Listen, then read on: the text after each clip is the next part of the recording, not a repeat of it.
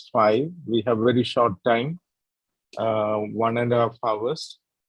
And I hope Professor Babu Matthew has reached ISI. Sujay, can you confirm that he has reached? Yes, sir. And this, yeah? Yes. Hello? Yes, reached. Yes, yes, reached. Yeah, is it, can we begin and can we begin the session now? Yes, sir. Go.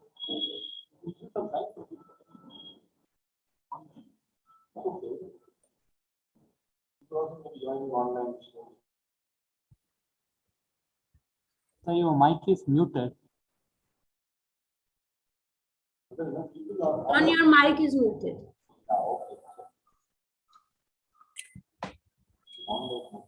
Yeah, so today, I was just saying today's program is a hybrid program.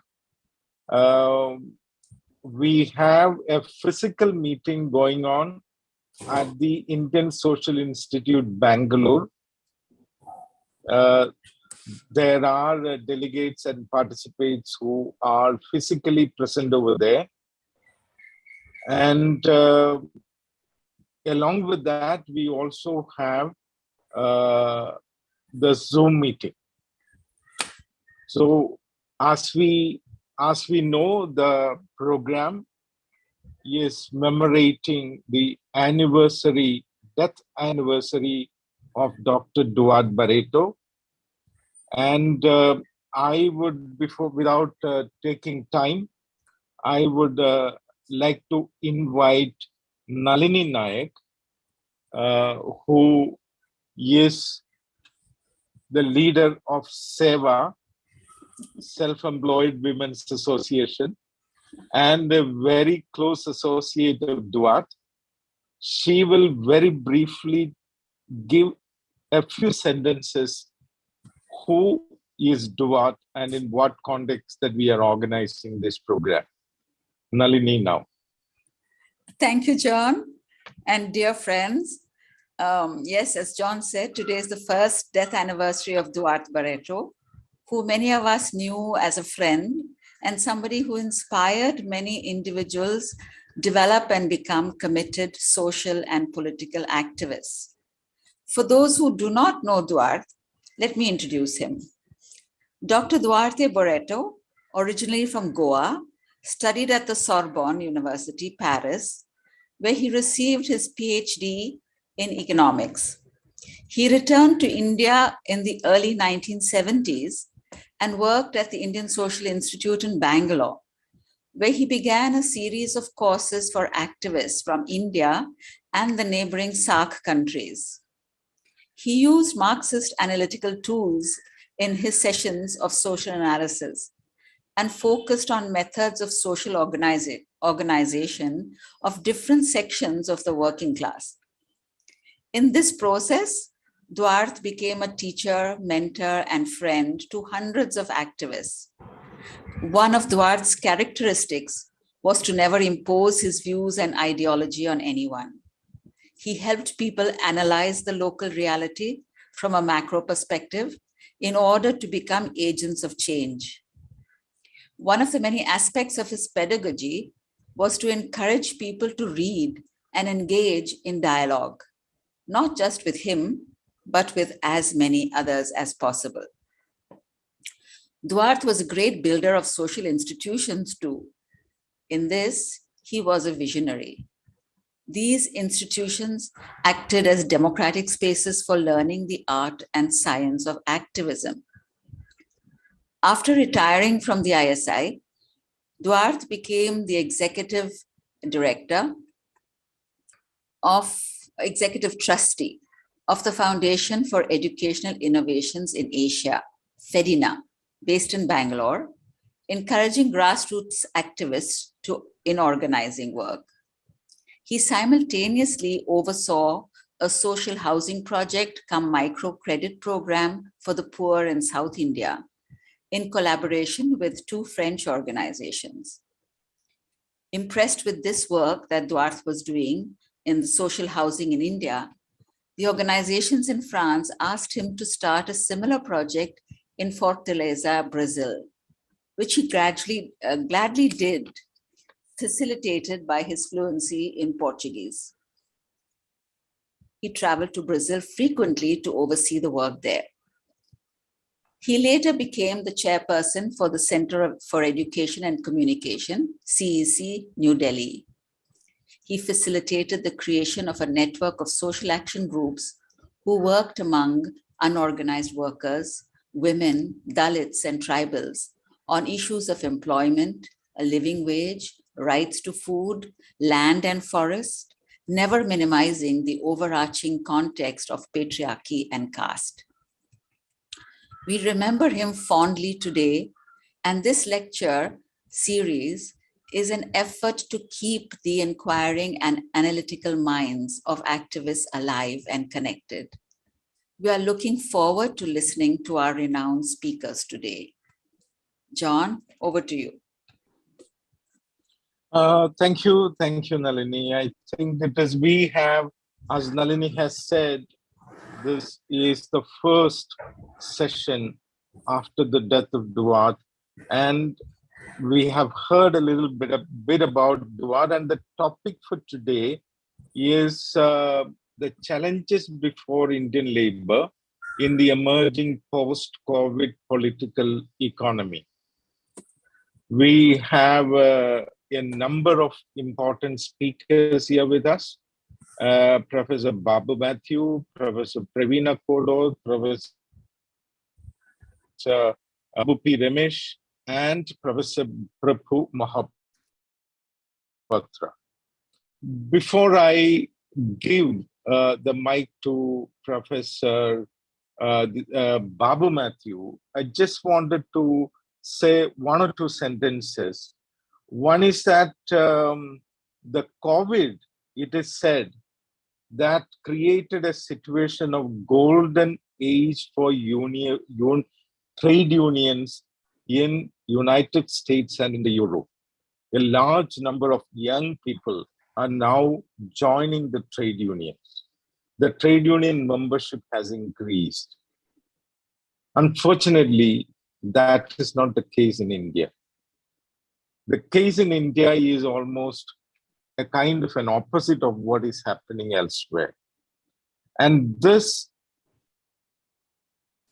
a number of things where the MSMEs were closed down, a large number of people were thrown out of work, the less and less of permanent jobs now coming in, hiring itself has become outsourced.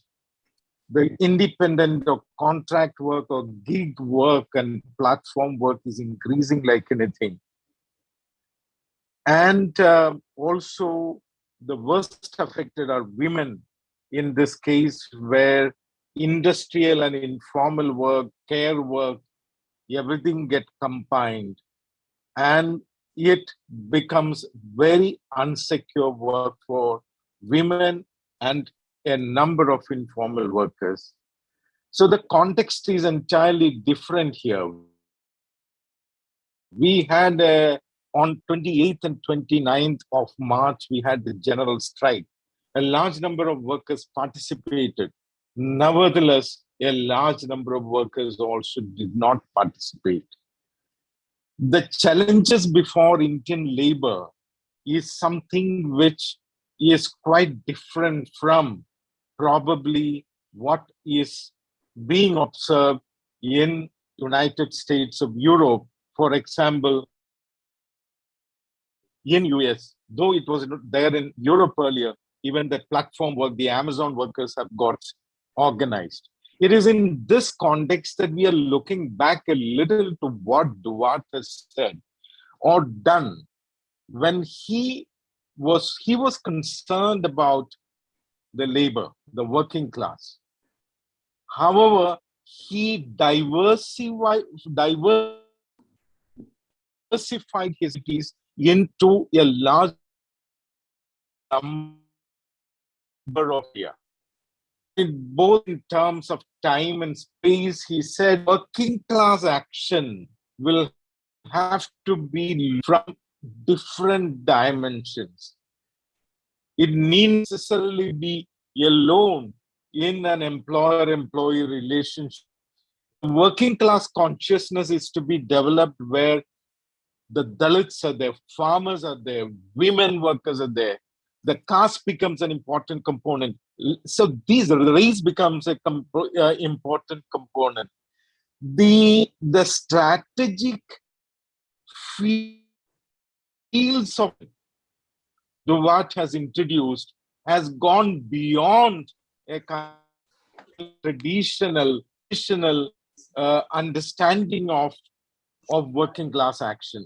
This is very, very important. It's more like how the capitalist hegemony can be addressed and attacked at multiple levels.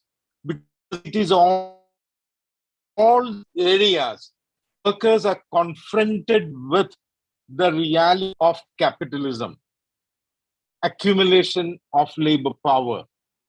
And this has to be understood and then action taken. This is more a kind of, I would say, a working class, I mean, the economy by the working class at multiple levels. This is what Duarte was talking about, which is making it our exercise a little more relevant in today's context.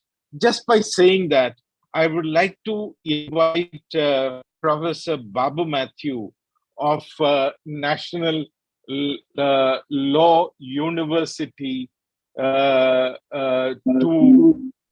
lead. But he's a person who has been active in trade unions. He is a faculty member of the National Law School University, and he has been awarded Nehru Fellowship. He is also professor at the National Law University, teaching law for graduate students and human rights law for PG students. He has been active in the National Commission of Protection of Child Rights and contributed also in the evolution of various bills in Karnataka. And at the moment, he is an adjunct professor at the National Law School University in Bangalore, where he teaches the master's program on public policy. He is also the chairperson of the Institute of Public Policy and director, Center for Labor Studies at NLSIU. So, Professor Babu Matthew, it is your turn. Now you are present physically there at the ISI. We would like to hear from you, and you have a time for 20 minutes. Hope you will be able to give your perspective on this. Babu will talk specifically on the labor codes. The labor codes is going to change the character of Indian labor in multiple ways. All the labor laws have been brought into four courts, and the political impact of this, what is it going to give? And this is what Professor Babu Matthew will be speaking. Professor Matthew, it is your time now. Thank you.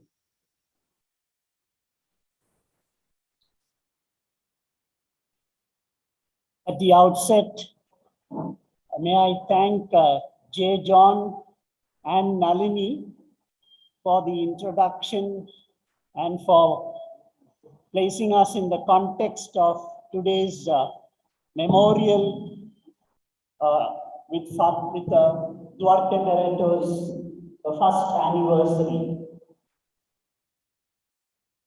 I have many fond memories of knowing, of working with, of discussing and strategizing about work, above all on the labor front. And I must say this possibility of strategizing on the labor front is not something one has opportunity to do with many friends. Duarte had that natural ability to attract people into that mode of conversation He, as we have noted, had a very comprehensive view on labor. He recognized the difference between the formal organized sector and the informal unorganized sector. And while recognizing this difference, he was not one of those who would pitch one against the other. In all matters relating to labor, he was naturally preoccupied with the political economy question. And I think that was the best part of listening to Duarte Barreto. Of course, for a moment, he would never forget the macroeconomic dimension at a relevant point of time. And then immediately get into the micro reality. Quite often, he invited us to meet with activists from the informal sector. I remember particularly interacting with fish workers, with agricultural labor, with the rural poor, on issues pertaining to the most substantial matters, above all the question of wages or the question of income, the security of employment, victimization, and invariably Duarte would always draw attention to the freedom of association part of every such conversation. He always preoccupied, its interaction and insisted that we must share our understanding of labor law, both national labor law and understanding of international labor organizations' standards. He would be very keen to listen to lessons about organizing workers, all located within current political economy analysis. On this occasion, given the constraints of time, I want to focus on two issues, and both are related to labor law reform process that is going on in India. And I would like to compare two codes. One is the wage code of 2019, and the other is the Social Security Code of 2020. Before I get into this task, I must mention that within the labor movement, there are different types of responses to the whole question of labor reform. We know that all our central trade unions except the Barreto. Hello, Sujay. Hello, Sujay. See, can Babu talk directly to the laptop? His voice is not audible. Can you hear us now? Yeah. Clear? Is it clear? Yeah, it is better. Okay, John, I hope you can hear me now. Yes, better. Yes. Okay. I hope my earlier remarks didn't go completely wasteful. No. Please go ahead now. Continue.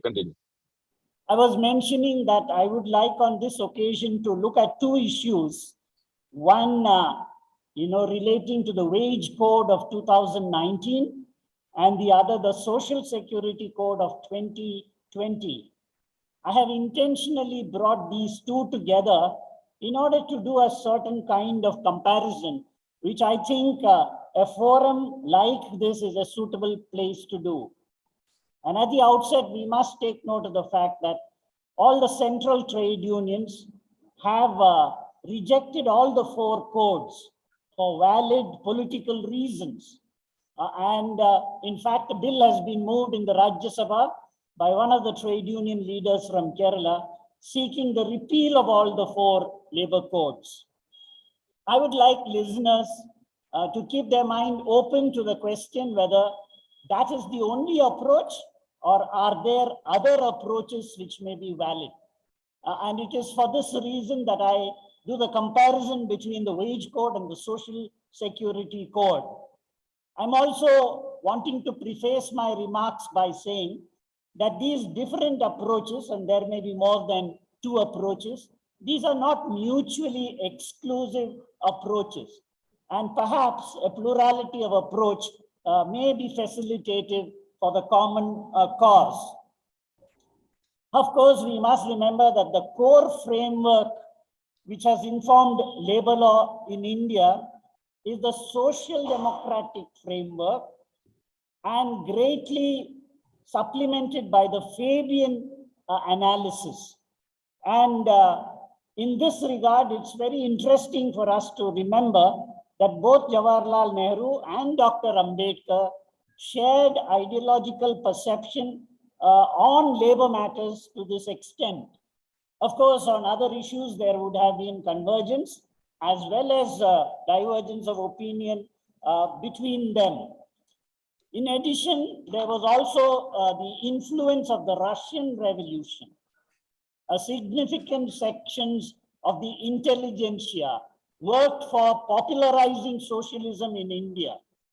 This resulted in quite important support for the trade union movement, infusing socialist values into the working class movement.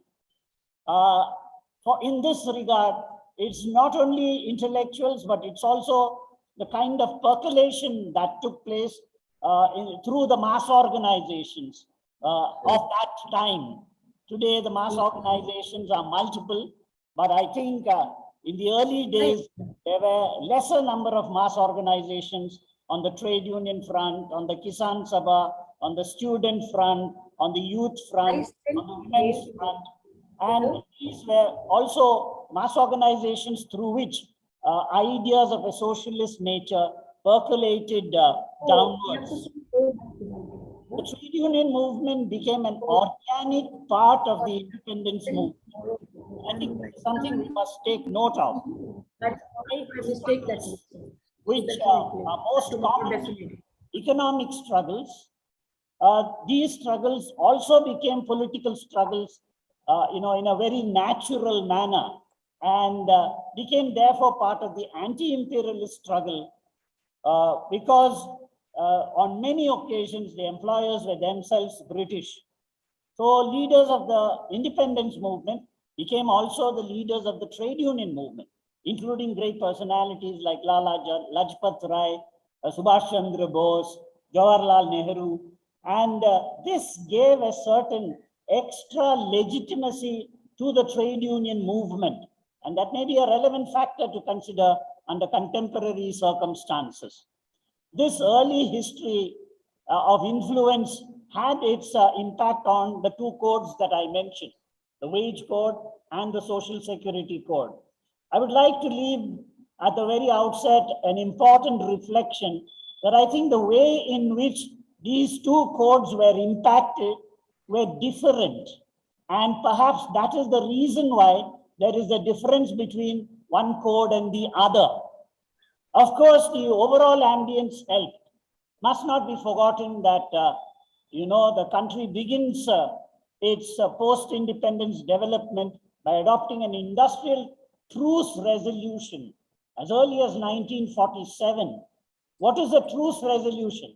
It's an appeal both to the capitalist class and to the working class.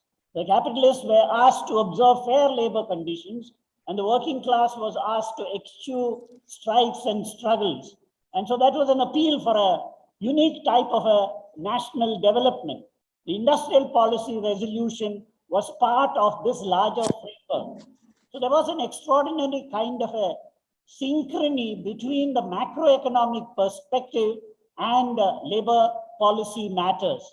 So it is in that context that I want to draw attention to the fact that we are looking at the wage code. Of course, it brings together the minimum wage code of 1948, the Payment of Wages Act of 36, the Bonus Act of 65, and the Equal Remuneration of 1976. But in a way, the core of the wage code is still in and around the minimum wage part of it. It must be taken note of that both the minimum wage law as well as the Payment of Wages Act, both were meant for sweated labor.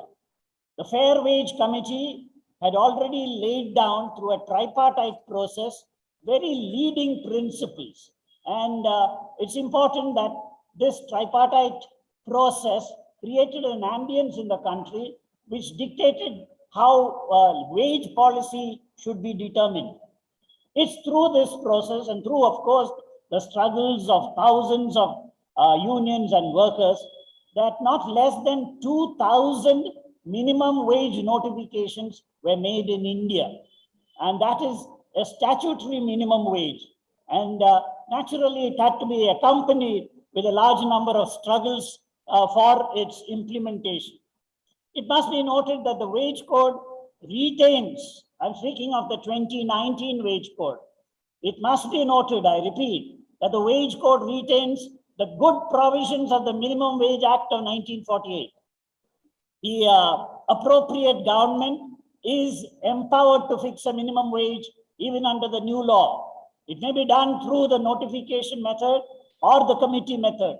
A tripartite process is necessary, and then payment is compulsory in law. We know the difference between what is there on paper and what is there in practice. Paying capacity is irrelevant so far as the minimum wage is concerned. That's a very important aspect of wage jurisprudence in India. Of course, that was achieved through the Unni Choi judgment in 1961. We are very frequently quoting Reptacos. Of course, that's important. But I want to share with this audience that the even more important judgment is in fact Unni Choi versus State of Kerala. And that is because Justice Gajendra Gadkar was the one who delivered the judgment, and it was a constitutional law bench. I might like to emphasize the only constitutional law bench on the question of minimum wage is the Unni Choi versus State of Kerala judgment. And that's a judgment which upheld the Minimum Wage Act, rejected all forms of attack against the Minimum Wage Act, and then also added very clearly that the employer cannot plead that he has no capacity to pay. And I must say, even today, this approach is extremely useful for those who believe in the rights-based approach. On minimum wages, there is unlimited scope for deploying the rights-based approach, and without knowing the expression rights-based approach, that's what the trade union movement has been doing for many decades in India. It also, when I say it also, I mean the wage code allows space for collective bargaining. If you want to move towards a fair wage, then collective bargaining is possible.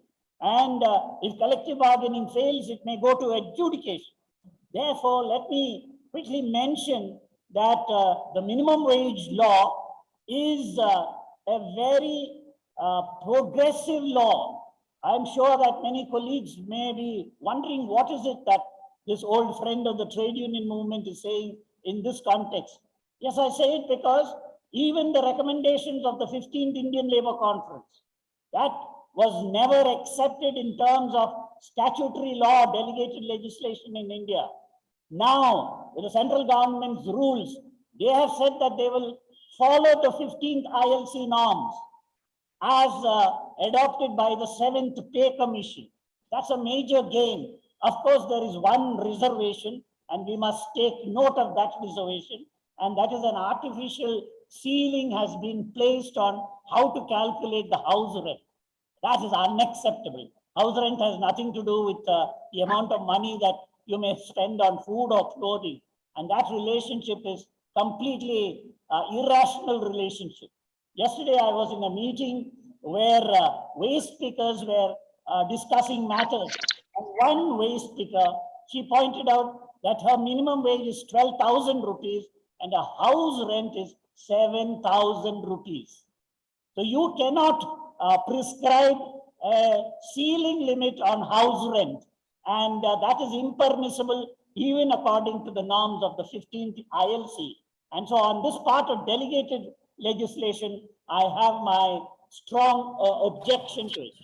But we must welcome, and I think the trade union movement in India must welcome the conceptual idea of a floor wage. This is for the first time that the idea of a floor wage is being introduced. Of course, it cannot be a floor wage as the government of India presently wants. They want it to be in the region of about 200 rupees per day.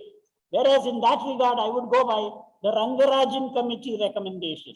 Rangarajan points out that the money required for an Indian citizen to move above the poverty line should be, on the day the Wages Act was passed, a sum equal to 375 rupees. Today, that will have to be neutralized in terms of consumer price index numbers.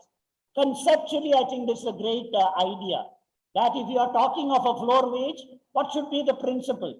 When it comes to the minimum wage, the principle is clear. That is, it should be a need-based minimum wage as laid down in 15th ILC. When it comes to the floor wage, I would submit that it should be, the principle should be, those who are getting the floor wage must cross over across the poverty line. And so that's an aspect of jurisprudence which we might like to ponder upon. Let me, given the limitations of time, move to the Social Security Code. The Social Security Code is something I would oppose tooth and nail. It's totally unacceptable. There is a clear distinction that the code makes between the organized sector and the unorganized sector. And for the organized sector, it promises that Provident Fund will be available, ESI will be available, gratuity will be available, maternity benefit will be available, employees' compensation, that's the old workman's compensation, will be available. But when it comes to the unorganized sector, none of these will be available. It's a blatant discrimination between 7% of the workforce and 93% of the workforce. They started off by saying that this law is meant to introduce universal standards. They started by saying it's a simplification of the law. That's a joke, because if you look at the number of definitions in the Social Security Code, it runs into more than 90. Can you have a simple law by starting with 90 definitions? You know that on the definition of industry, till Justice Krishna pronounced, there was up and down, different kinds of decisions. Even more painful is the fact that when it is read along with the Occupational Safety Code, then you find that it repeals a number of laws that are already applicable. It repeals laws in respect of BD workers, mine workers, transport workers, working journalists, sales promotion, plantation, interstate migrant workers, and dock workers and building and construction workers. In addition to that, there is audacity to repeal the Factories Act. Anybody who is faintly aware of the jurisprudence of labor legislation in India cannot do that to the Factories Act. Don't forget that it was Dr. Ambedkar, as early as 1942, who moved an amendment in order to introduce 8 hours of work under the Factories Act. It's a statute which has been amended and repealed, etc., more than a dozen times. And that experience is negated by simply and summarily repealing the Factories Act. So also the Contract Labor Act is sought to be repealed in a similar manner. I think it is in that context that we have to evaluate these two statutes. And I want to point out that it is a useful thing for us to look at these different dimensions while we are trying to formulate our own opinion. Why is it that the informal sector never gets the Social Security? When it comes to minimum wages and payment of wages, the informal sector is the first claimant. But when it comes to Social Security, there has been a narrow trickle down at best. This is because the state wants to withdraw. Withdrawal of the state and centralization of household welfare. That's an expression I borrow in the post-UP election context. It must be noted that in the UP, in the election process in UP, the distinction or the communalization between Muslims and Hindus was given up to a large extent towards the end of the campaign. Instead, what was done was distribution of food grains at the household level, direct cash delivery at the household level, special attention to women, Labadi system. So these were a modified approach of the government in power. And simultaneously, we must take note of the fact that in preparation for the GST, 40 types of cess were repealed across the country. out of which 9 CES programs related to social welfare. And so there is the unfolding of a new kind of electoral populism. It's meant for vote gathering. Social support, whatever you may call it, is not intended for real social solidarity. It's now being translated into vote gathering machinery. And I think the evidence for it is in the recent election, that is when the fuel prices went up. The latest electoral results are a reversal of the earlier position. I must conclude, conclude by saying that this is particularly relevant for Tamil Nadu and Kerala, where there has been a number of social welfare projects using the resources of the state meaning state government. I think the new approach is in order to make that impossible for the future. So it is these dimensions which I think merit greater discussion among ourselves. And I thank everybody for the patient listening. Thank you, John. Thank you. Thank you very much for a very powerful presentation. I think just to sum up in 3 sentences, one is that the wage code, as far as the minimum wages provisions are provided, there is opportunities for us to intervene and then make it much more powerful, except the issue of floor wage. And as far as the Social Security Code is concerned, it is largely unacceptable because of the distinction it makes and the discrimination it is making in terms of the organized and unorganized workers. So I think this is very powerful, and also the danger of electoral populist Social Security vis-a-vis the legal right of Social Security. And this has also been emphasized by Professor Babu Matthew. Thank you very much for your presentation. Now, I think since there is no time, we will take up issues and questions at the end of the program. We will now straight go to Pravina, Professor Pravina Kodot. Pravina is now with the Center for Development Studies, Trivandrum. She is teaching there. She specializes on issues of gender, caste, class, and how that has shaped India's immigration policy to the detriment of women at the lowest end of the occupational hierarchy. At the moment, she also examined how global, national, and local processes influence women's interrelated positions on the labor market and within households and communities on the other. And she is now doing a collaborative research at CDS on how the childcare responsibility condition the labor market behavior of mothers of young children in Kerala. And it's a very relevant topic. Now, looking at the issue of women workers and how it is getting structured in India at the moment, whether the women's labor force participation rate is increasing, even if it is increasing, what is the character it is taking, where and how. Pravina, it is your time, and please go ahead. Go ahead. Thank you, John. Am I audible? Yes, you are. Okay. So it's a privilege to be here, though I did not know Duarte Barreto. His work is certainly of the kind that we really need today. And so let me just re-emphasize that it's a privilege to be speaking today. Now, as I'm going to be speaking about feminization of labor, the paid and unpaid labor of women today, I thought I'd first look at feminization, the term itself, and then try and make some of the connections between paid and unpaid labor of women. Looking at it in terms of how these terms itself have evolved historically and become part of a structural context in which women are disadvantaged. So what does feminization of labor mean in the context of low women's work participation rates that has also declined for the most part of the last 2 decades? And the recent PLFS shows a slight increase, but over a longer period, you'll see that it's been declining and it's still low.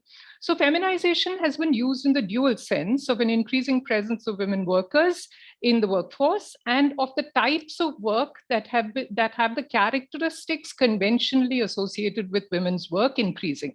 In short, poorly paid, irregular, unprotected, flexible, elastic, and part-time multiple jobs. So precarious work, even when there is an increase in these kind of works, that is also a form of feminization. In the Indian context, women have been concentrated in a narrow range of occupations compared to men, which are already identified with them or feminized, and have a disproportionately large presence at the lowest levels of the occupational hierarchy. So feminization of labor is intimately linked with the critical role that gender plays and other social categories in association with other social categories in organizing activity across multiple domains. And I use the term activity here deliberately because, it's all activity, whether it's labor, work, or anything else, especially in the household and in the domain of paid work or the labor market. So in this background, I now propose to make 3 broad points by way of issues and perspectives. One, to contextualize our received understanding of women's work and highlight the connection between paid labor and unpaid work of women as it has evolved structurally and historically. Two, to chart some of the implications of these received concepts of women's work, specifically in the Indian cultural context. And 3, to underline the failure of the state, which benefits from women's unpaid work and also from their paid work, low paid work, but fails to uphold women's right to work.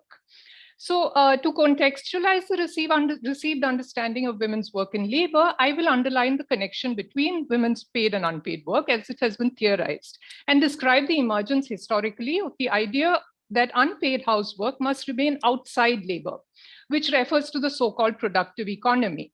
And those who do this work are not to be recognized as workers.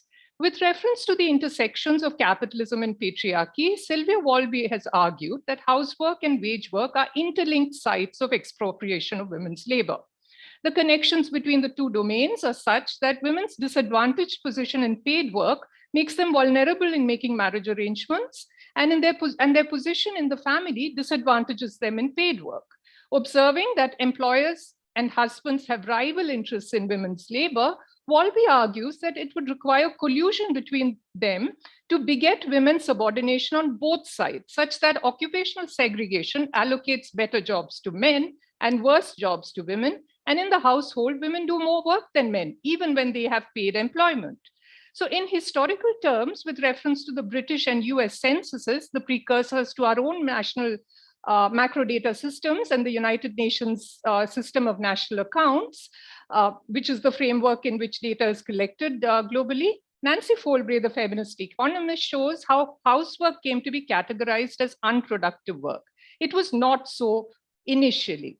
Those involved in housework were workers in the 1800 census in Britain, when occupations of households and not of individuals were enumerated. Gradually, individual occupations were enumerated, but even then, women were, for some time, enumerated as workers, women who were doing housework.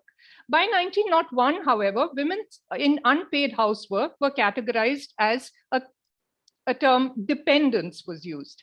The context of the shift involved, one, the reorganization of production in the 19th and early 20th century, which drew large numbers of women into factory work and brought a new comparative perspective to bear on housework. By 1900, political economists, census officials, and trade unionists, no guesses for who they were, all men, who idealized family life, justified men's demand for a family wage, and saw women's place as being in the home. In 1891, the preeminent economist Alfred Marshall, as a member of a committee to improve census categories, called for the creation of a category of dependents that would include women, infants, children, the sick and elderly, engaged in and women engaged in unpaid housework.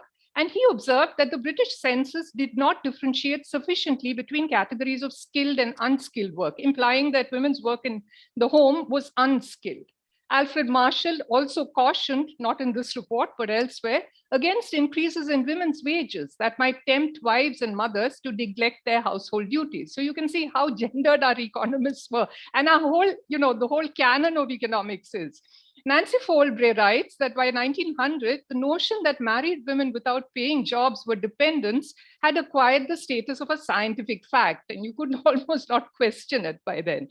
This shift occurred despite the recognition by some census officials, also men, especially those with medical backgrounds, of the importance of housework for nutritional outcomes and infant mortality rates. In 1861, the British Census Commissioner wrote, "But the occupation of wife and mother and housewife is the most important in the country, as will be immediately apparent if it is assumed for a moment to be suppressed." The shift needs to be seen in association with what Guy Standing calls the emergence of an industrial imaginary, or an industrial notion of work as labor that was expected to be performed in distinct workplaces, the separation of workplaces from homes and the shrinking of the home into a private space. Notably, if women found it difficult to access the idealized notion of labor as regular employment that is full-time and protected, no economy could survive without the unpaid housework of women, which was responsible for social reproduction in the dual sense of reproduction of labor power from day to day and the production of the future labor force for the state. Ironically, however, labor is still not regarded as a produced input, even as society relies on the invisible work disproportionately done by women to produce labor and to sustain the edifice of the economy. At the core of the refusal to recognize housework as labor is the belief, articulated early on by Adam Smith, that the work done by women in their homes is too valuable to place a monetary value upon. But this subsists seamlessly with the reality of the same work being poorly paid, insecure, and extortionist when it enters the market economy. Now, coming to my second point, there are two kinds of implications of this legacy of the concept of labor for women's work in the specificity of the Indian cultural context that I wish to dwell upon here. While labor was idealized in the industrial imaginary that took shape over the 19th and 20th centuries, it did not correspond to the reality of large sections of people in the developing countries with significant subsistence economies. The reality of most workers, and especially women workers, was work in the informal sector. Now, the informal sector has what are called, plucky segments, very profitable segments, etc. A key gender difference is that even in the informal sector, women are concentrated in the worst paid and precarious forms of work, such as industrial outwork, as home workers and unpaid family workers, whether in industry or agriculture. In the service sector, women are concentrated in insecure and unprotected forms of work, such as paid domestic work and construction labor. Lack of recognition and lack of regulatory protection are twin problems of women's work in this sector. Connecting women's paid and unpaid work, women's disproportionate presence in the informal economy is linked to their responsibility for unpaid work at home, which molds a preference for flexible forms of work, which they can juggle with multiple responsibilities.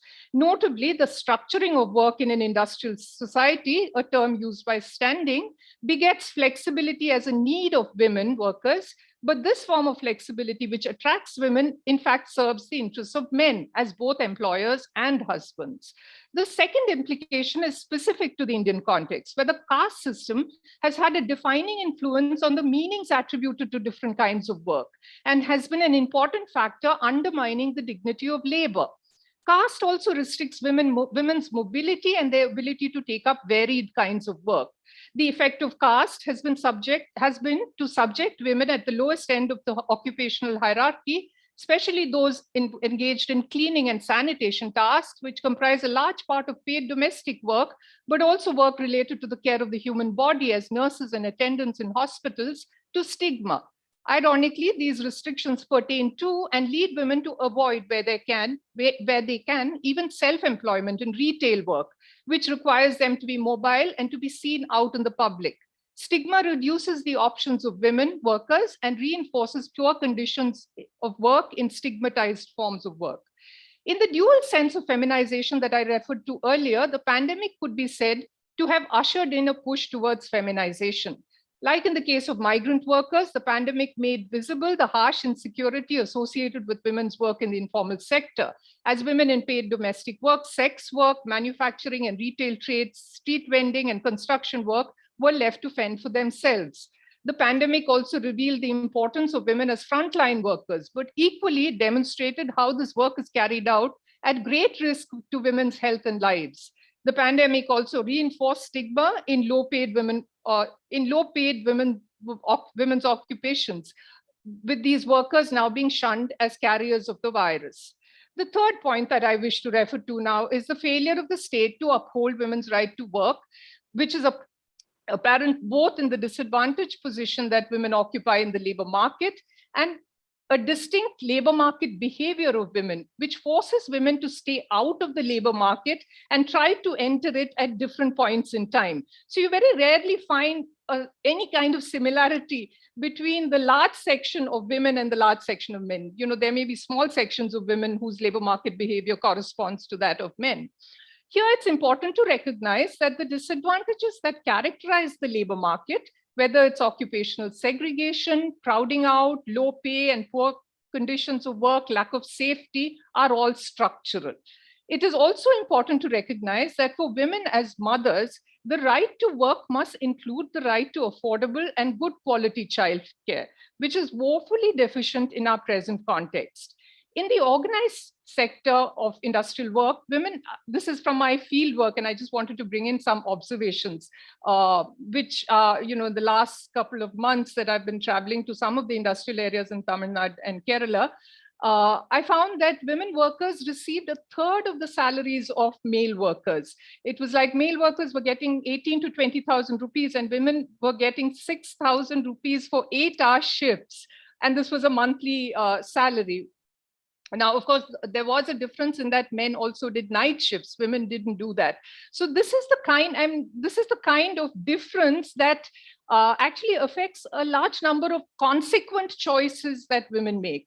This determines other choices, such as whether to work at all, especially when there are children involved. And in the case of migrant families, whether to take children to the destination or leave them at the source, as low pay makes of good quality childcare are unaffordable. In fact, we don't have, childcare for in the public sector. The Anganwadis only pertain to children who are above 3 years of age. So what do women do when they have younger children?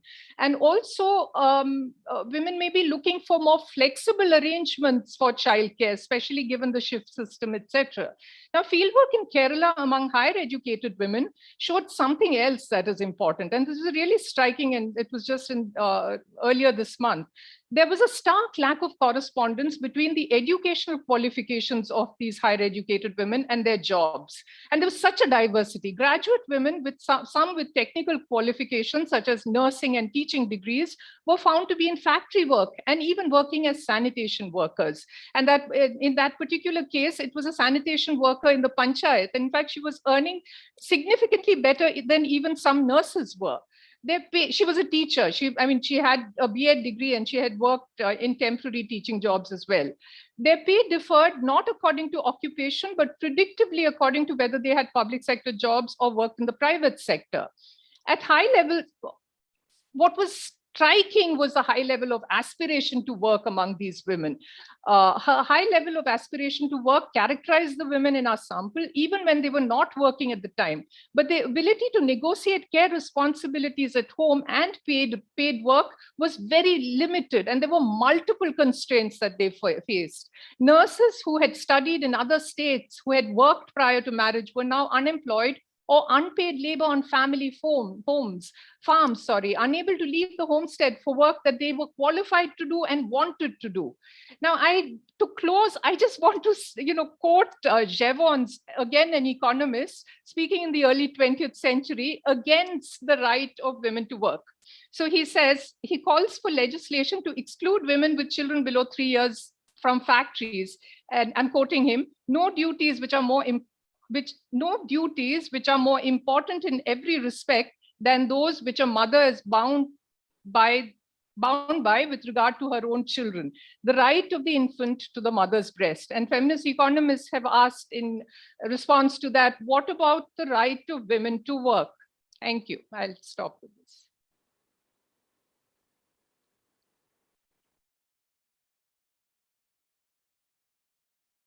I'm done, John. Thank you. Oh, sorry, it has got muted. Yeah, thank you very much. I was saying for your, again, powerful presentation. And you have given the historical context of how the paid and unpaid work of women has come and has been and become a part of the thinking process of economists and overall the policymakers. And you also have emphasized the worst forms of work into which women are forced to work, the flexibility not coming to the advantage of women, but men, how stigma plays a very important role in giving work, and how women are getting into very dangerous and insecure work. And and along with that, the structural factors which are there currently, and the concerns you have also raised about the inequality in wages between men and women forced to take up work which are not in tune with their skill or education, and emphasize the need for child care. And thank you very much for your presentation. Now, I think it is the turn of Professor Babu P. Ramesh. Babu P. Ramesh is Dean, School of Development Studies and Director, Center for Research and Methods at the Ambedkar University of Delhi. Earlier, he was the Director, School of Interdisciplinary and Transdisciplinary Studies at IGNOU, as fellow at the National, and also as fellow at National Labour Institute. He has been doing research on labor and employment for a long time. His topic today is on gig economy and gig labor, and what impact it is having on Indian labor as a whole, and specifically on the workers who are temporary workers, the casual workers, platform workers. It is time now, Babu, for your presentation. Thank you, John. Am I audible? Yes, you are audible. You can say. Thank you, John. And as Pravina told already, like even I didn't get a chance to meet Dr. Duarte. Actually, you know, the person who, like, there is a PowerPoint, and I don't think I require the PowerPoint. I can see the PowerPoint from my side. So my request is not to show the PowerPoint right now. Yeah, I can directly speak. You know, I didn't get a chance to meet Dr. Duarte Barreto, but I understand that he was a person with lots of commitment and pro-proletarian values. So I can relate to his thoughts, and I can understand that it's a very important and honorable chance for me to be here for the first death anniversary commemoration of Dr. Duarte. So let me quickly come to the issues of gig workers. And there are many things to tell, because this is an area in which on which I have been working for the past few years. But I thought that I'll flag certain things that are very important, and that may be sometimes very useful for us to understand gig work and their gig workers and their insecurities. First and foremost, I want to flag that we want to understand gig work as a continuum of various efforts of workplace designers and managers and economists to organize work in such a way that they can maximize profits and minimize cost. Yeah. That means altering work organization has been a central concern of economists, work designers, and managers for many, many years, right from Adam Smith's work in 1776, that is Wealth of Nations, we can see that this kind of a concern was there. The chapter 1 of Adam Smith's work itself is on division of labor. The book 1, the first 3 chapters and almost all the contents in the book 1 was centering on division of labor and how the productivity of the workers can be increased. You can see that this kind of a tendency of improving efficiency of workers and introducing new forms of work organization, that was taken forward by many other thinkers and many other designers and managers, workplace designers and managers, including F.W. Taylor, Ford, and you can see that the standardization of work or assembly line work, which Charlie Chaplin has really shown in his modern times, how the workers are being subjugated to the machines and all these things. You can see that this trend has got carried forward in post-Fordist era also. We have seen lean production systems, flexible production systems, outsourcing, offshoring. The story is continuing. We have seen many other arrangements like work from home is a kind of work organization. Co-working spaces are mushrooming all around. We can see the advent of Industry 4.0 in India.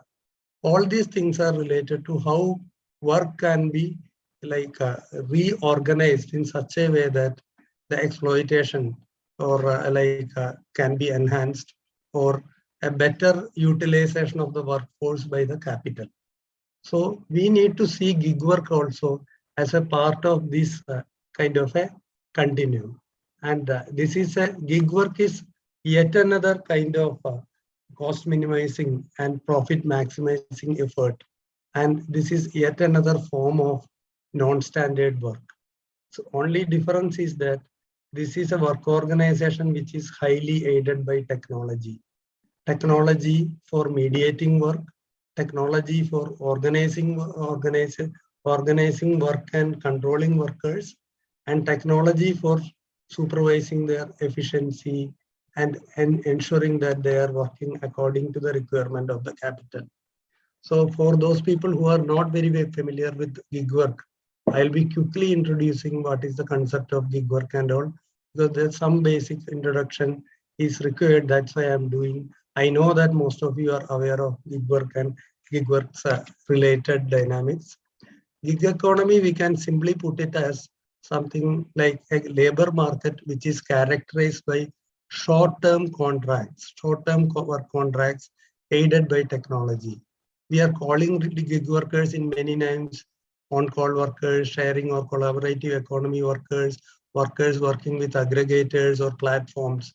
But we can see that this is something like it's an extended version of the earlier concept of freelancers or part-timers or temporary workers. Only difference is that this is freelancing through technology-enabled intermediaries and platforms.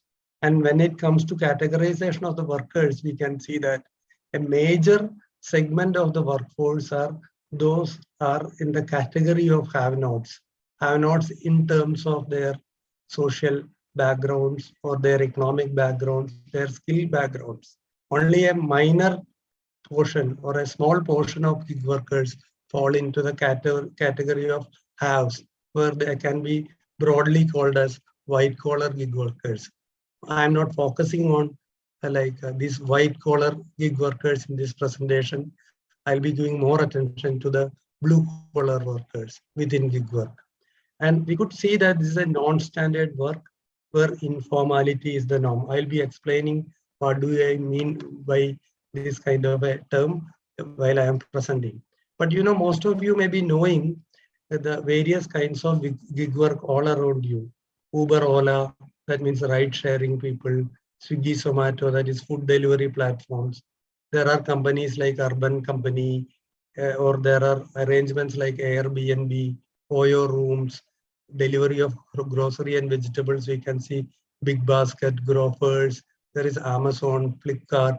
All these we can broadly connect it as or bring into the umbrella of gig work. And we can see that now in urban life, from getting grocery to writing codes or editing books, everything, gig economy provides the workforce through a kind of a technology mediated platform. So we could see that this is also a kind of sharing economy where not only the labor power is sold, along with labor power, workers are also pooling their resources and assets like their rooms or their vehicles or their equipments are also provided in the labor market along with the labor power. And in the following discussion, I'll be giving more attention to these ride hailing workers, that is Uber, Ola workers, and Swiggy, Zomato workers, because these are the two examples which are very familiar to all of us. Let me when we see the estimates regarding gig workers world over, we can see that there are guesstimates and there are rough estimates, unofficial estimates, which gives an idea that there are 70 to 75 millions of gig workers globally, and India is also having a huge number. Maybe some estimates, unofficial estimates, quote that gig workers are up to the tune of 4 to 5 million, but there are many other estimates which are even telling that number of gig workers in India is more than 10 million. And this itself is a big problem. I'll be highlighting it as a major problem that we don't have even correct data and we don't have clear estimation processes and procedures with concepts, definition, and all clarity regarding understanding gig work. So because of this thing, though gig work is everywhere, there is also an invisibility of gig work. But there is no doubt that gig work provides lots of employment. You must be remembering that a few years before, Niti Aayog has come out with a kind of an estimation that even Uber and Ola alone provides 2.2 million jobs. So if Uber and Ola alone provides 2.2 million jobs, we can, if we are going by the estimate of this Niti Aayog, we can see that there may be many millions of workers working with gig work options. And initially gig work has been an urban phenomenon, but we can see that gradually this is going very quickly to expanding to small towns and rural areas. There can be two categories of gig work. That is one task-based gig work as well as field-based gig work. Task-based gig works are even done at homes where like the service provider or the worker is not moving from his position, his or her place. They are sitting and providing maybe home tuitions or providing counseling or providing many other services without even moving. But other set of gig workers, they are going and providing their services, that is on-site work. There are essentially three partners in the gig work. One is aggregator or platform providers. Second is service provider or worker. And the third one is customers. I'm not going much into the details of the customers because of the paucity of time, but I'll be looking at the from the viewpoints of workers as well as employers who are the major partners. From the workers' perspective, gig work provides lots of benefits, at least some benefits which attract them to gig work. For instance, there is no operating cost, there is no prior requirement of investment.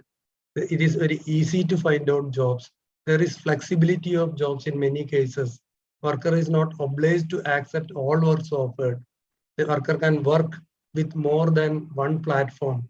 All these things are like benefits for the workers. Many a times workers will consider them as free labor. That means they are not tied up.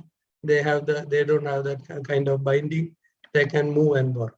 And from the viewpoint of the aggregators or employers, recruitment cost is very minimal. And these are 0-hour contracts where they don't have any commitment. They don't have to provide any minimum number of hours of employment to these workers. There is lots of numerical flexibility that they can enjoy. And this kind of a work also, like given the large pool of reserve army of labor, abundant supply of labor, helps them to devaluate this work and to ensure the docility of the workers. We could also see that employers prefer gig work because there is no long-term obligations and there is unlimited returns from an initial investment. Marginal cost is near to zero in this case.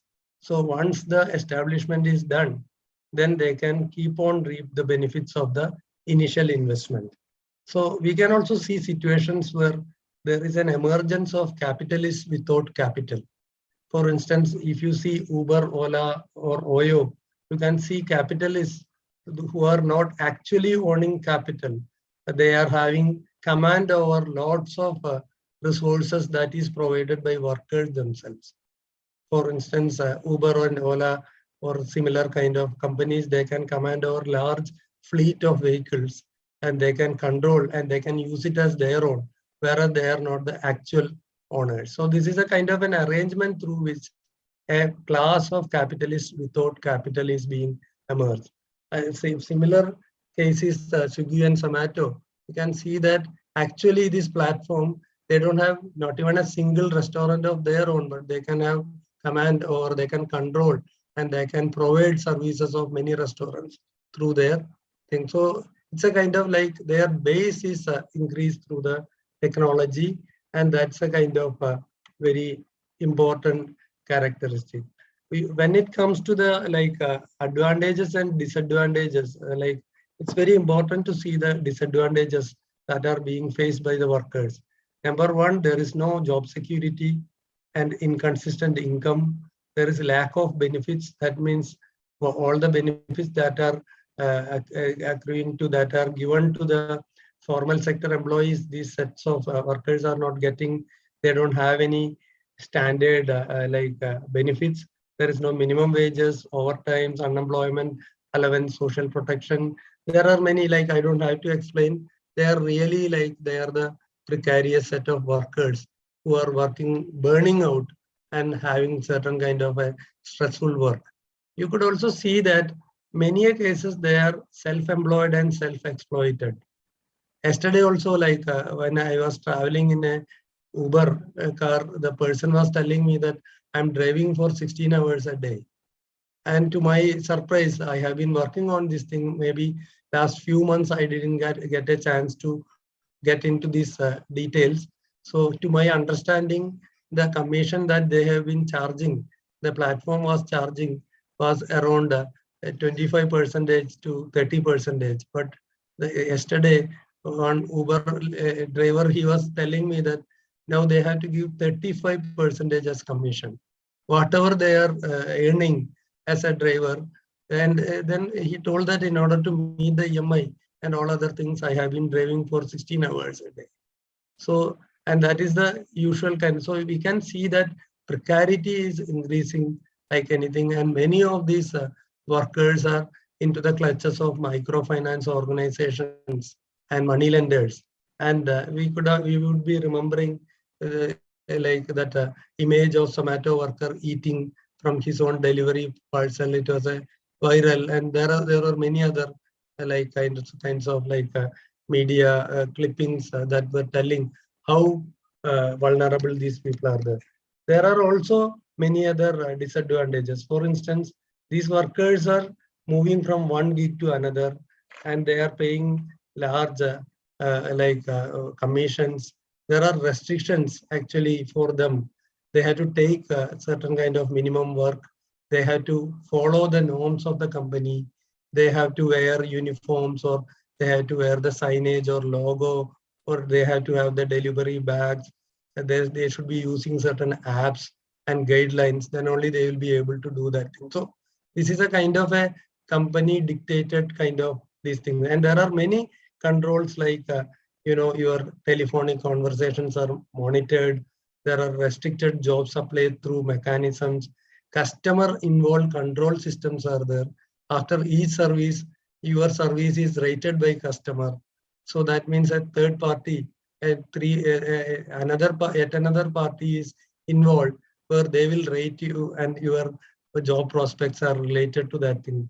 You can also see that there are many threats to collectivity, and it is very difficult to organize also, as the workers are individually connected, and the work is of transitory nature. And there is a large proportion of the workers are into the floating workforce, and the self-isolated workers, they find it Babu, very thank difficult. Yeah, I'll just highlight 2 or 3 points and then wind it up. So you can see that right from the beginning itself, like as per the logic of organization of gig work itself, there were many issues like gig workers are having this kind of platform dependency. They are not getting any jobs, and there was a denial of worker status, which has been done by the aggregators right from the beginning world over. And the workers were fighting for their status to be recognized as a workers, which is akin to the situation of Anganwadi workers and all these things. We could see that many other issues like difficulty of establishing employer-employee relationship, all these things were there, but platform dependency and alienation from the means of production, as Braverman told, there these were the major issues. During the pandemic also, there have been income loss, job loss, there has been increased workload, work during lockdown and pandemic was very difficult, and there have been lots of health risks and social security deficit they were having. So I'll just conclude by telling that on the whole, gig work was with inherent logic of exploitation of labor. Pandemic has added to the vulnerabilities of these workers.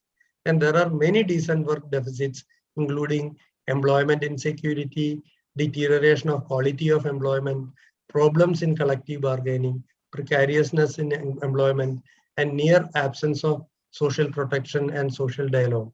There are many effective steps that can be done from the part of government. Basically, there needs to be legislation and welfare measures to protect these workers. There should be efforts to have data systems which are reliable. There's a need for regulating gig work, and there should be effective interventions by court. Various countries world over, court has also contributed effectively in protecting the rights of gig workers. So it will be a very good thing, and we may have to have alternative models to counter this new form of worker exploitation. Thanks a lot. Thank you, Professor Ramesh Babu, for again a powerful and wonderful presentation. Thank you very much. I think Babu himself has summarized what he has said. And on the one side, there is unlimited benefit to the employers, and they are capitalists without capital. On the other side, the workers are extremely precarious. No recognition as workers. There is threat to collectivity. There is no data, and the government is not intervening. In spite of the social security code, which is mentioning gig workers, but effectively there is no provision. And also the legal interventions are also not much there. Thank you very much for this presentation. And now we'll come to Professor Prabhu Mahapatra. Prabhu is teaching history at the University of Delhi. And he teaches and supervises research on labor history, economic history, education history, and global history of servitude. And he has done his PhD on agrarian economic history of Jharkhand, and endangered labor migration has been a topic that he has been dealing with, and also history of informal labor. And he is one of the founding members of this and secretary of the Association of Indian Labor Historians. And he has been instrumental in setting up a first digitized archives in the V.V. Giri National Institute on the labor history research. Prabhu will be talking on the political economy currently, the situating labor in the emerging post-COVID political economy and its subtleties. This is the topic that Prabhu will be doing. It is time now, Prabhu, your time. Thank you. Thank you very much. I'm really honored to and privileged to be part of this absolutely fantastic panel. I'm a great admirer of Professor Babu Matthew for a long time. I'm so glad to always hear his talk. I'm a friend of Babu Ramesh for a long time, and also I was very taken aback by the clarity with which he presented. And I'm hearing Praveena for the first time, and I'm really grateful that I had this chance to listen to her excellent presentation and clear and really thoughtful presentation. So I do not think I have actually neither the expertise nor the to really take up the issue which had been put forward or assigned to me by John. But I take it in the spirit of, I think, Dr. Duarte Barreto, the kind of one cannot but continuously integrate a macro understanding and changing macro understanding with some degree of sensitivity to what's happening on the micro, on the ground, on the small scale. This combination which you pointed out, John, I think that's so much necessary today. So I would begin by setting out two issues which I think which has bothered me for some time, and these are broadly long-term issues, and they have some bearing on the puzzling behavior of what we see, what you also mentioned in some ways. You mentioned earlier as a contrast in the kind of response of workers to the present crisis, immediate crisis, and the puzzling political behavior that we see. And working class constitutes, or workers in the way we are thinking, constitute a large proportion of the population, perhaps. They are the very large proportion of our population. And we are sometimes puzzled by this political. So the kind of disjunction between a crisis and the political outcome. This is a second kind of puzzle that I would like to. So let me begin by the long term as to characterize, and I don't think I'll be very good at it, but I want to pose it as a challenge, as a question which should agitate us. How do we characterize the present? How do you characterize in terms of the political economic situation? We heard such good presentations by my colleagues earlier, and they have very clearly showed a lot of issues. But something common in, I think, the presentations which I has, and I was wondering if I could pose it as a question to all of them, and to us, to all of us, to think through them. Is the present merely the present merely the continuation of the past, or are we in a period of transition? Are we in a period of real, what is known as crisis? Are we in a period of crisis? And COVID crisis should be seen not as something only continuing the past, only another cycle of crisis that this, what we call the neoliberal labor regime, has created, but it could be the harbinger, it could be the beginning, or it could be a turning point, a cusp. Something is changing. So are we in the midst of a crisis of the regime, or are we only seeing the deepening of that regime? Now, if we have answer to that, or even we go towards thinking through that, maybe some of the issues raised on the question of organization, on the question of political solidarity building, all these might be affected by the way we characterize the present. That's my first presentation, first proposition that I want to say.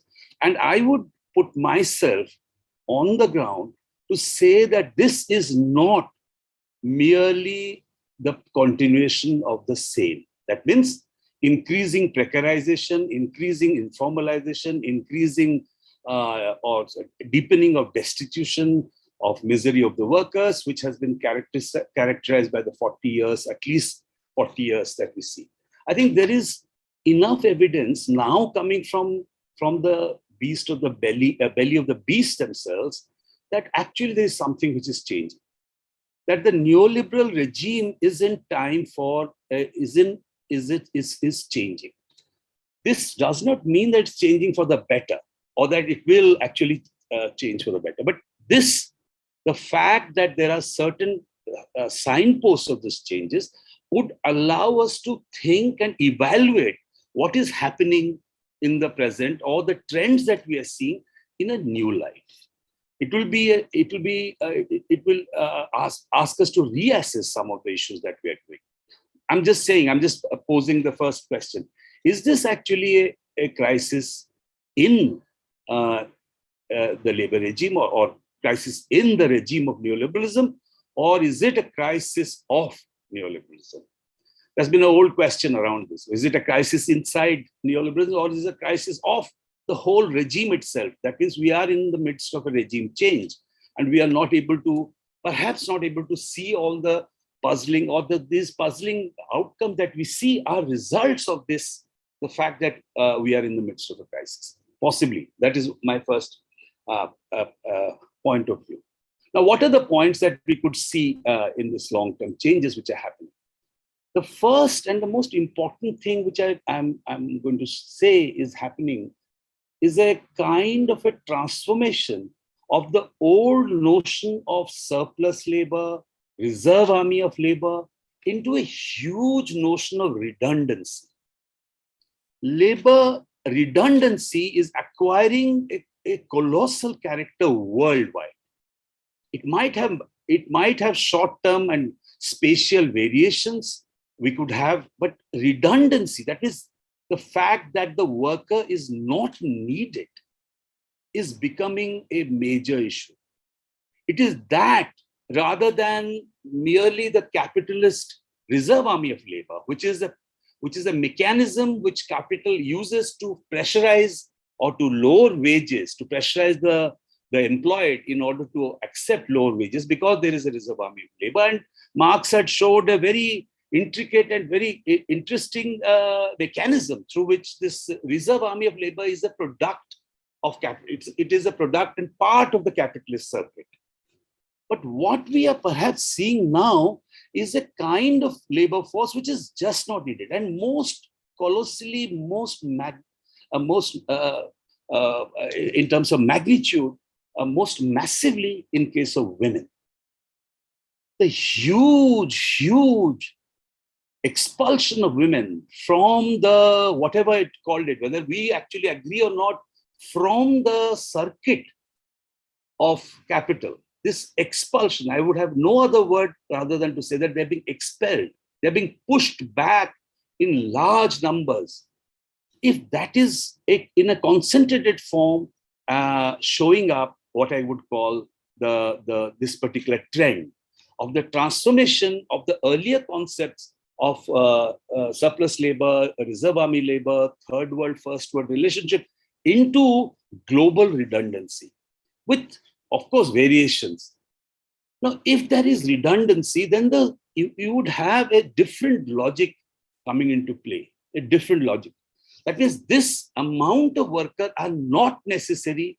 Their purchasing power is of no value in order for the accumulation process to carry on. Now, that's a very, very radically different thing to look at. From a political economy perspective, this class of workers who are not anymore required to be integrated to the capitalist circuit, is that where we are? There are subtle differences in different approaches of some of them. And I'll just mention one or two of them. They are slightly opposed to each other, just to mention that. One is by the maverick economist, late economist, Kalyan Sanyal. Kalyan Sanyal's work in 2007, he unfortunately died very early, at a very young age, in the early 50s. And we have lost an original thinker in terms of it. But what he said was this, that actually the new form in which we are seeing labor to be happening cannot be explained, number one, by increasing integration or transition from earlier forms of, say, pre-capitalist form into modern capitalist regimes. What we are seeing, according to him, was this class of workers who are kept outside who have been put outside the circuit of labor. Starting from a particular interpretation of a Marxist notion of primitive accumulation, that is the alienation of workers from the means of production, which is the central, both the origin as well as the central mechanism of what we call the capitalist accumulation process. It is starting from that and showing that now we have alienation of people of means of production from the workers, but no longer are they to be integrated as workers. They're outside the work process, outside the capitalist sector. So even they are outside what is our well-known definition of formal and informal sector. Jan Bremen, of course, was critical of this notion, but in his work, repeatedly for the last few years, he has confronted this question of redundancy. He's been critical of the way, for instance, this idea that there is a whole lot of workers outside, completely outside the capitalist circuit. But he nevertheless points out to this large section of workers who are not needed by capital. He, of course, uses several mechanisms and shown us how this redundancy is reproduced. Earlier, we wanted to show how particular social relations are reproduced through the actions of workers. Now, through their mobility, through their several things, workers are reproducing their redundancy, their own uselessness, own inability to be, or own, lack of connection with capital. This, in some ways, was accelerated during the COVID from the surprisingly large reverse migration, which looked at the first time as a continuation of the circular migration that we are used to, to an extent it was, but also to the fact that actually it was not needed. Huge amount of workers could go, and yet the so-called capitalist process can continue. I'm putting my neck out here to say this redundancy question is only become much more clearer when Babu Matthews pointed out to the electoral emergence of this electoral populism on the name of what is called the beneficiary class. The only class term that we are now finding is the beneficiary class, so-called beneficiary class. The real class term, beyond caste, beyond community, is coming up, is the idea of the I don't believe that was the main reason, but of course, the fact that they existed is not to be doubted. We have 80 million or 80 crore people now, supposedly, maybe much less, maybe it's a government propaganda, but what it says is of nearly 800 million people are being given out this free ration schemes. Now, this form of whether it has been transformed as charity or the way we can discuss it, its political implications can be discussed anytime.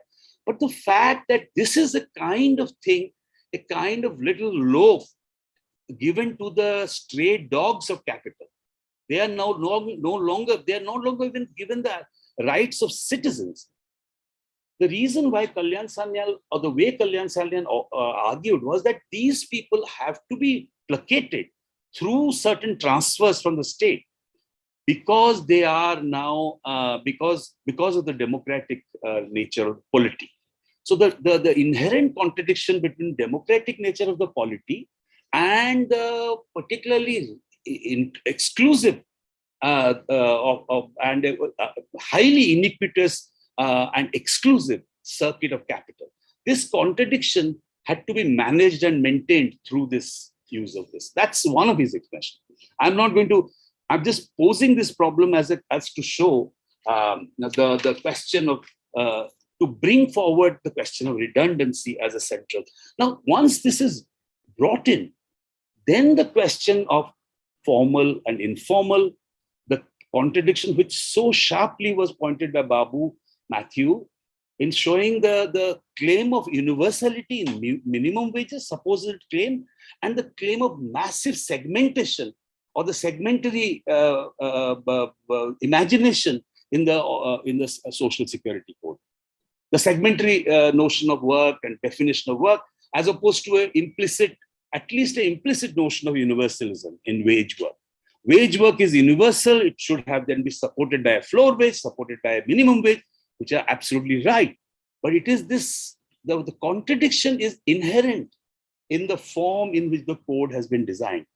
That's brought out by Babu very well. It is not a thoughtless pastiche that what appears in the first place when you look at the code, but actually a structured contradiction, managing of a structured contradiction of, on the one hand, propagating universalism, on the other hand, reproducing continuously this segmentation. But there is a third element which is coming in, which is of the question of redundancy, which breaks down this division between paid, unpaid, between formal and informal, and so on and so forth. I'll just, if you give me 3 minutes to just conclude my point of just 2 minutes. I'm sorry. Yeah, fast. 2 minutes. Yeah, fast. My last point would be on the question of technology, which has been pointed out, and technology as a, I have only, what does this technology do? And Babu's showing quite well, and I completely agree with him. It seems to be following, instead of acquire, it seems to be creating a condition of deepening the non-standard forms of work, which is a characteristic feature of the earlier regime, at least from the neoliberal regime, of the regime that we are used to.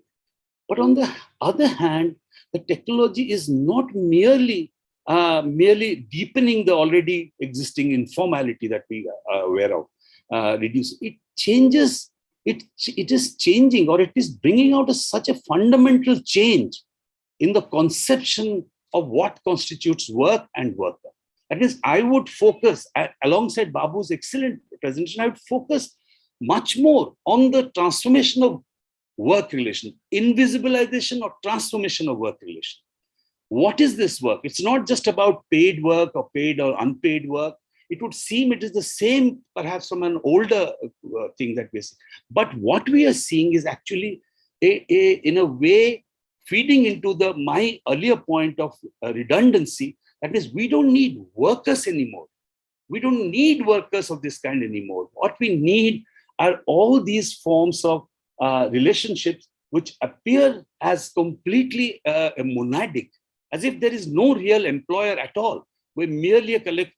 The transformation of work relation into commercial relations, because I'm studying contract and a long-term evolution of contract, this contradiction between a commercial contract and employment contract, which came out at several points in the early 19th century, late 19th century, early 20th century, 1940s and 50s, the distinction between commercial contract, I'm just using it as shorthand, and the what you call the employment contract. And today, the dismantling of employment contract and transformation of employment contract into the fold of commercial contract, if at all, if there is a contract at all, if we can use that language of contract in a situation where it is no longer the relationship work which matters, but relationship of non-work which is coming into the fore. How do we challenge? How do we? I cannot answer it, but how do we devise a solution or devise a strategy to take into account this? Sorry for being. No. I think it's.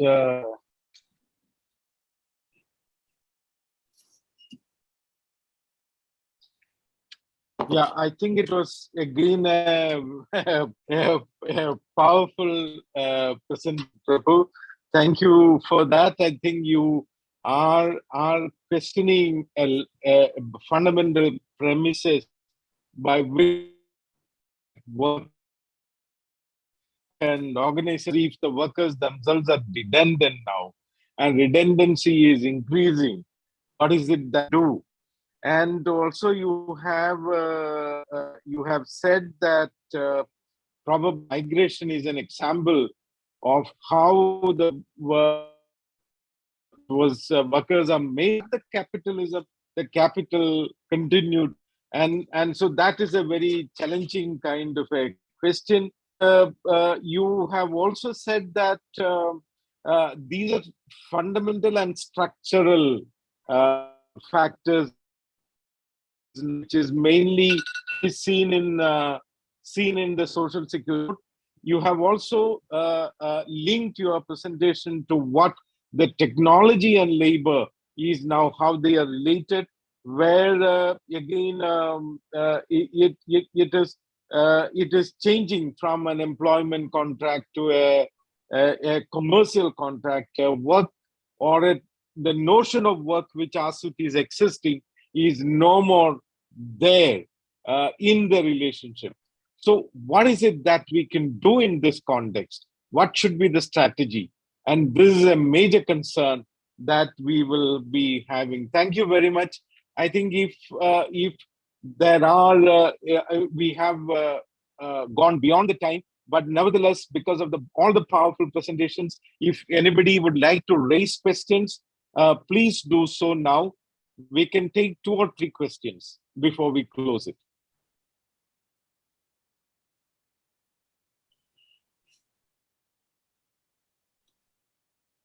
If there is, you can either raise your hand or you can ask the question, unmute and ask the question. I know it is too much of a time. There is a lot of, we have gone beyond the time that we have said by 15 minutes.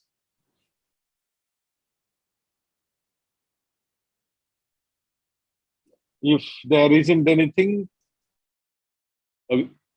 any other, or anybody? Yeah, please. Anybody? One, can you see anything?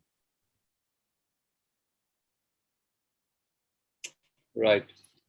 Yeah. I was wondering if we could. Yeah. Yeah, Prabhu. Yeah, please go ahead. You were saying something. No, I was saying, I know it is too much for to kind of immediately respond to and react to so differently. But I would suggest that if there is some reaction from the panelists, we could have for 5 minutes, 7 minutes or something. Oh, yes, definitely. That is also reactions. So one would like some thing. If it would be nice to have some viewpoint, unless there are other people who really would like to. Yeah, Professor Babu Matthew, Praveena, Babu Piramesh, any comments that you would like to have? Yeah, Praveena, please go ahead. This is, it's, it's not at all a thought through response, but just what comes up immediately to my mind to what Professor Mohapatra has said. Prabhu is all right, I think. Prabhu is all right. Okay, Prabhu. Actually, I must correct you. We've met twice before. Yes. The second time also, you did not remember me, so I'm not surprised. The Oh, next God. time I say this, I'm in the beginning of I think Alzheimer's. I've never seen you or heard you. Okay. But I'm sure you don't remember where you met me. Never mind. That was not my comment. My comment was about your idea, your proposition about redundancy, and the idea that this is a transformative moment. I agree with you that this is indeed a transformative moment, but I have been thinking of it a little differently, in the sense that the industrial conception of work really giving way to an electronic age where the Babu's talk also comes in.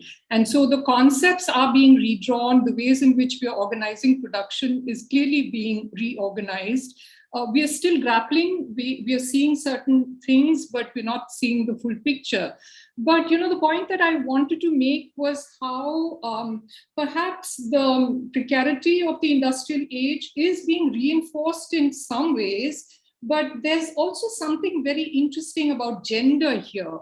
And but which the pandemic really underlined.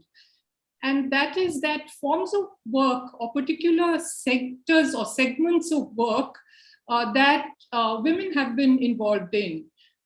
Caring for the aged, and aging is increasing. Caring for the ill, nurses, hospital workers, domestic workers are hugely in demand. I mean, the demand is increasing. We're seeing that in terms of recruitment agencies, even the public sector recruitment agencies that have been forced in India to negotiate with Saudi Arabia, because Saudi Arabia and other countries are, grinding down on other kinds of contracts unless you supply domestic workers. So there is really a shortage of these workers, and they're looking for women. So I, just to pose it rhetorically to you, is this whole idea of redundancy really coming because men are being affected in a big way? And, are we seeing something changing as far as gender is concerned? And how is policy preparing to deal with it? This is really a question that is coming from my own work on migrant labor, because I've really been seeing the increasing demand for women workers in these particular sectors. Yeah, But thank you also, Thank you. Prabhu, before that, is there anybody else? John, can I have a comment? Yeah. John, Please, can I have a please. comment? Please do. Just want to. Is it William Just want Stanley? to understand Yeah. from the. Yeah. I'm Stanley here. I just want to understand the whole entire educational system. Even before independence and after independence, we have gotten to creating a massive labor force of an educated labor force. While people who are not educated, who are serving in an economy which is more justified and localized. So there is no need for migration for them, and they live happily in their context. My understanding is more industrial systems come in, more political economy changes. Is there a model, an alternative model for the current political economic paradigm, which is unjust, exploitative, and oppressive, which is in the hands of the empire, otherwise the neoliberal paradigm? Is there a way we can shift? Is there a model? Are we thinking to offer a different political economy to this society? Okay, thank you. Yeah, I think maybe Professor Babu Matthew or Babu Ramesh would like to say something, or otherwise Prabhu can comment. John, a brief. Yeah, It's in the context of gig workers and the use of technology. Yeah. Interestingly, the Social Security Code recognizes, gig work not by virtue of calling them workers. I think it's the initiative of the aggregators to make sure that they are brought into the Social Security Code in order to clarify that they can never be treated as workers. Definitely, the Social Security Code, both the gig worker and the platform worker, is to deny them their rights. And they will be given some bit of Social Security through welfare benefits. That's on the one hand. Yeah.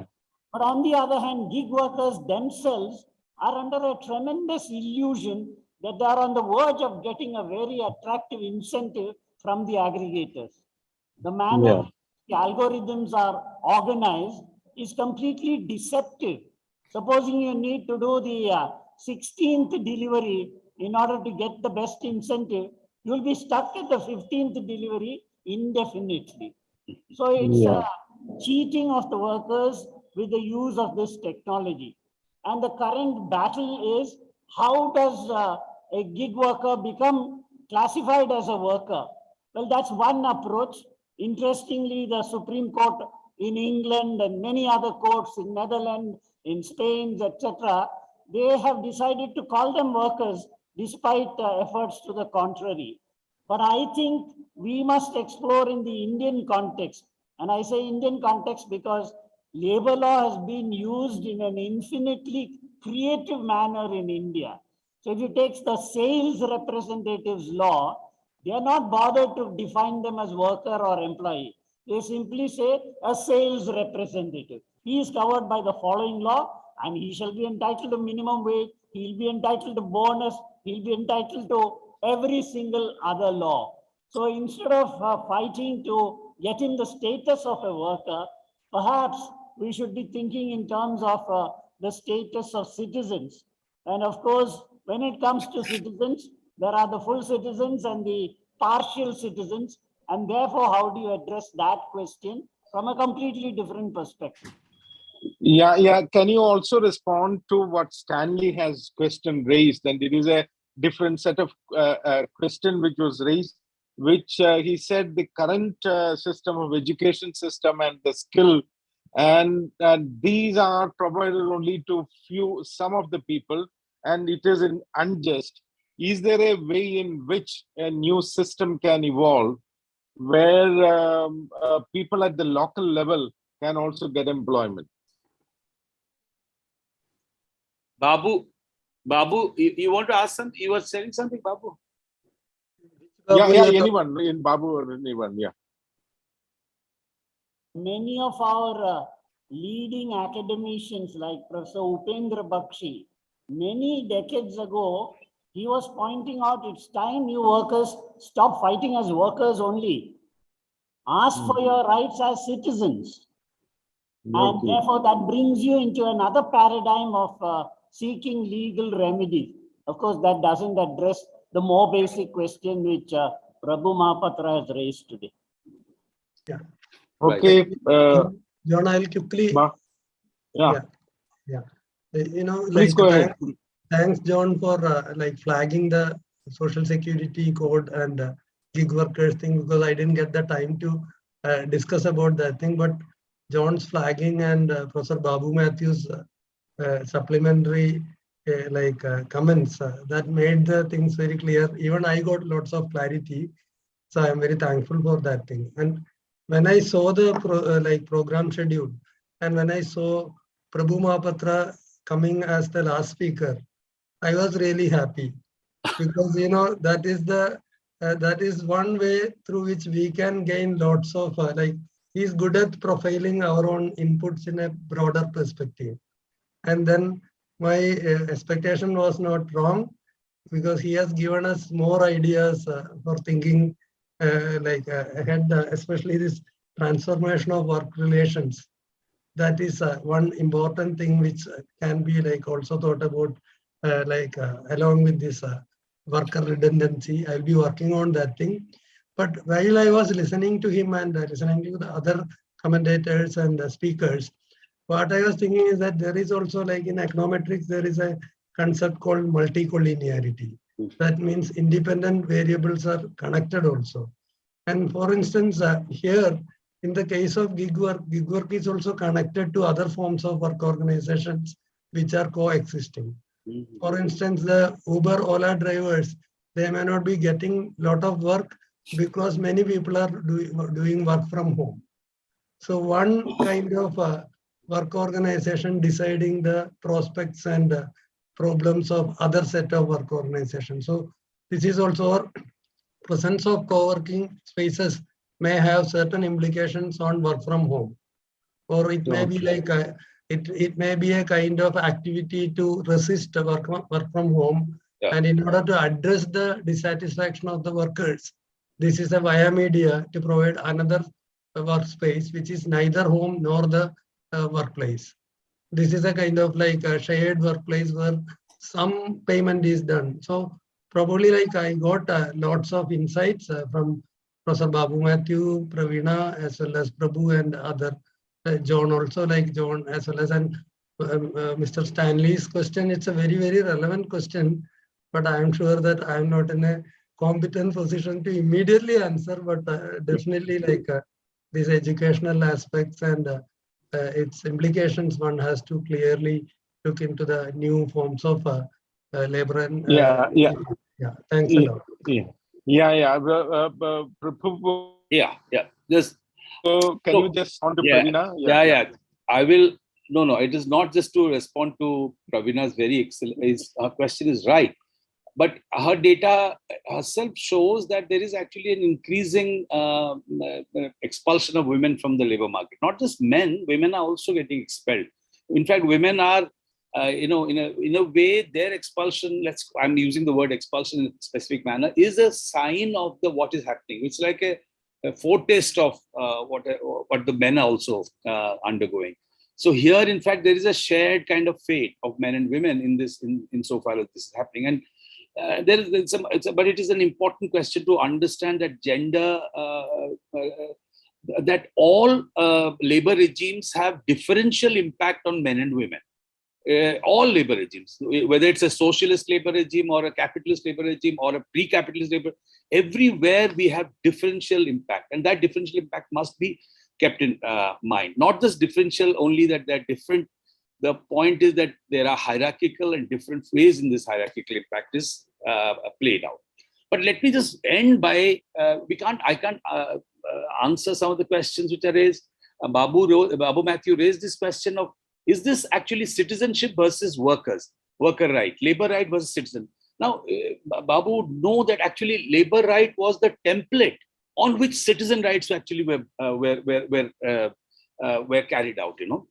Citizen rights existed, but labor rights actually showed the way for citizen rights to be brought in. This is my thing, that labor right and was the forerunner in some sense of. But now, of course, this has been, at least some of the scholars who are studying this and some of the activists also are seeing this shift, that when there is no employer-employee relationship, where should we go? We should go to the state. Exactly as the gig platform owners are saying, we don't want to pay social security because state should pay it. Okay, so this shifting of the role to the state is actually, it's creating a new imbalance between the so-called tripartite arrangement which had been created in order to create and sustain the employment contract. That means between employer and employee, undergirded by the state, a promise of the state. Now, this transformation, this shifting imbalance is creating a lot of problems and a lot of issues, I think, and will keep on creating. But as Duarte Barreto would have taken, and his life and action was, no amount of our studying or understanding can be one-sided. He would not have only understood he was also trying to develop forms of resistance to this oppressive structures which are which are brought in. And it was not something only brought in by neoliberalism, it was before that also and before that also. So if there is anything to do as a Marxist, as a Marxist, and we in some way having at least a certain lineage to that thought, we must think dialectically opposite structures. We must look at different ways in which the forms of resistance are coming, forms of resistance are acquiring new shape. If the forms of, let's say, oppressive structures are changing, the shift from workplace to the home creates new forms of possibility of resistance. And it's been tried out. It's been carried out throughout the world. So this crisis is actually both a crisis of the earlier regime and opens a possibility on one side. Of course, the other thing is that if we fail, we are the fascist possibility is absolutely all the time there. And in fact, looks like at the moment as a fascist. I think, Prabhu, I think it is very, very, very illuminating and enriching discussion that we had. And I think we could continue, but I think we have to conclude. I think it is good that Prabhu has brought in again Duarte's concept. I think it is also important for us to see that the labor, the worker capital contradiction is not just something one is given, and it is emerging, evolving in the way in which capital is responding, workers are alienated, and the new processes, consciousness are coming. So I think it's a dynamic process, and it is that what the whole discussion is throwing us again. It is not to believe that there is no relevance for worker, there is no relevance for worker consciousness. There is our struggle is not ending. The capitalist accumulation is continuing. So there is the need for creating new ways in which to deal with that, new consciousness that is to evolve, new power and strategies to be evolved. And that's what is challenging. I think we should conclude here. And I just invite Lokesh to give word of thanks.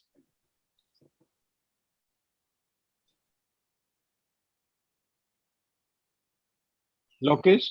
Yeah. Hi, good evening, everyone. It is such an honor for me to get the opportunity to thank all of you on this occasion. मैं friends of दौड़ते की ओर से यहाँ शामिल सभी लोगों को बहुत बहुत धन्यवाद करती हूँ कि वो हमारे साथ इस मेमोरियल लेक्चर में जुड़ सके, और खास करके हमारे वक्ताओं का professor Babu Mathew, professor Praveena Kodath, professor Babu P Ramesh and professor Prabhu Mahapatra को हार्दिक धन्यवाद कि उन्होंने इतने कॉम्प्लेक्स मुद्दे के और कॉम्प्लेक्स हिस्सों को ना सिर्फ रखा और नए सवालों को हमारे सामने फिर से उठा करके खड़ा किया है। और वही एक पर्पस भी था हमारे इस लेक्चर सीरीज का, इस मेमोरियल लेक्चर का, और may be I am pronounce this lecture series because ये शो कर रहा है कि हमें एक सीरीज ऑफ लेक्चर करने की जरूरत है. It's not a one lecture. We started this as first lecture, और डेफिनेटली हम लोग इस पे आगे और चर्चाएं करेंगे. और मैं साथ ही जॉन के लिए भी शुक्रगुजार हूँ कि ना सिर्फ आज के मॉडरेशन के लिए वो तैयार हुए, बल्कि इस लेक्चर को कैसे कॉन्सेप्चुलाइज किया जाए उसमें एक भूमिका उन्होंने निभाई. और आज के पूरे लेक्चर के मॉडरेशन में जो विभिन्न वक्तव्य थे उनको काफी बेहतरीन तरीके से जोड़ते हुए उन्होंने आगे बढ़ाया है. And we thanks to Father Joe and ISI Bangalore team की वे फिजिकल मीटिंग जो बैंगलोर में हो पाई है, ना सिर्फ उसके लिए बल्कि पूरे जूम की जो तैयारी है और उसका जो टेक्निकल सपोर्ट है वो उनके साथ बना, और ये आज की मीटिंग फिजिकली पॉसिबल हो पाई. Last but not least, friends of द्वारते की टीम को ऑर्गेनाइज तरीके से एक साथ जोड़ने और पूरी प्रक्रिया के कोऑर्डिनेशन करने के लिए खास तौर पे मैं एन और नलिनी का थैंक्स करूंगी कि वो फ्रेंड्स ऑफ द्वारते की इस टीम को पूरे कोऑर्डिनेशन और जोश के साथ हम लोगों को आगे बढ़ाते हुए, ना सिर्फ हमने उनके बर्थडे पे जो मीटिंग रखी थी और ये लेक्चर सीरीज की शुरुआत में, ये एक शुरुआत है. और once again it's really very I really like this, and thanks to speakers again. ये बहुत सारा food of thought है, और we'll continue this series of lectures. Thank you very much. Thank you. Thank you, Lokesh. Thank Yeah, you, I John. think thanks for everyone. Thank you, everyone. Thanks Okay. all the speakers. We'll conclude. Thank you. Bye.